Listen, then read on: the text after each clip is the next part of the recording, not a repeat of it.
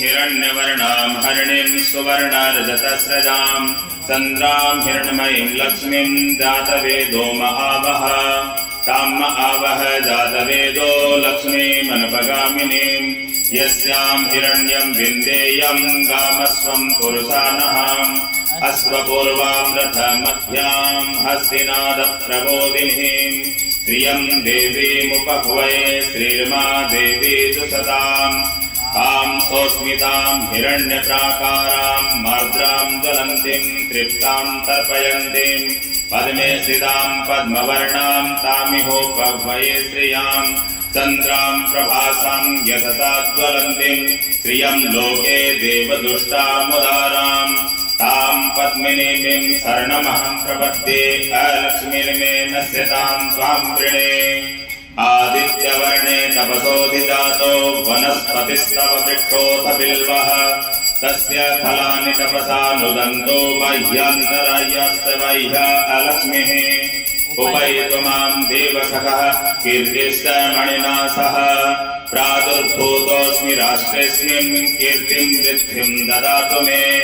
सुक्षिपासामलां ज्येष्ठाम् अलक्ष्मीं नाशयाम्यहम् अभूतिं समृद्धिं च सर्वां निर्णुद मे गृहात् गन्धद्वारां दुराधर्षां नित्यपुष्टां करीषिणीम् ईश्वरीं सर्वभूतानां तामिहोपह्वये श्रियम् मनसः काममाकोतिं वाचः सत्येमसीमहि पशूनां रूपमन्नस्य मयि श्रेः श्रयतां यशः कर्दमेन प्रजाभूता मयि सम्भव कर्तम श्रियं वासय मे कुले मातरं पद्ममालिनीम्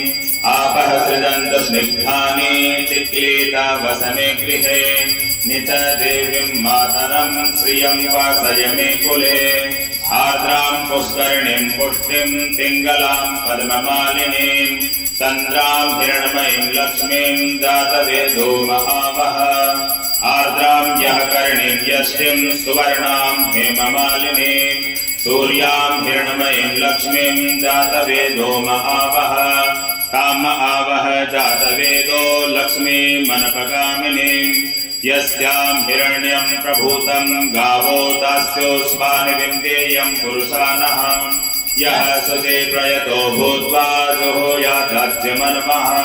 सूक्तं पञ्चदशर्थं च श्रीकामः सततं जपेत् महालक्ष्मी च विद्महे विष्णुपत्नी च धीमहि तन्नो लक्ष्मी प्रचोदयात्।